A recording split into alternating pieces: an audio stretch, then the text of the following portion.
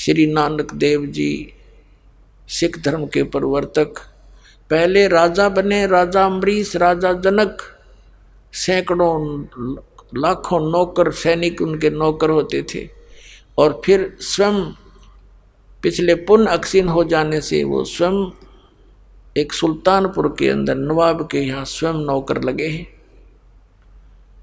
अब देखो परमात्मा की फिर रजा, जो जन मेरी शरण है ताका हूँ मैं दासे, गेल गेल लाग्या फिरूं जब तक धरती आकाश।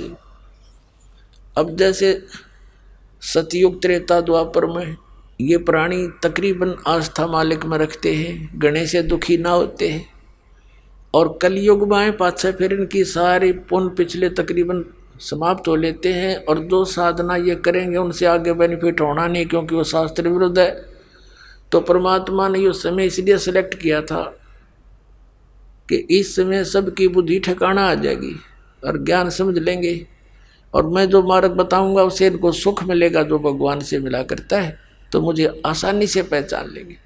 तो नानक साहिब जी को परमात्मा के स्वयं मिले बेई नदी पर, और सचखंड लेकर गए, वहाँ की सारी व्यवस्था दिखाई, तो वापस छोड़ा। उसी दिन से नौकरी भी त्याग दी, ऐसी लगन लगी उस मालिक की। और फिर ये बता के मैं काशी में आया हुआ, धानक रूप में, जुलाहे रूप में वहाँ रहता हूँ, वहाँ आ जाना।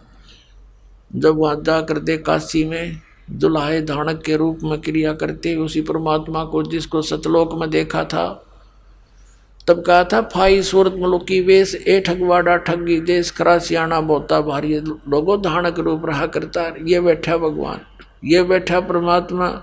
हाँ, फिर उसकी कोई नहीं माने, क्योंकि वहाँ जुलाहों की कॉलोनी में सब इकट्ठे हो गए और कहें देख पंजाब का व्यक्ति पागल हो गया नीरू के बेटे को भगवान बतावे।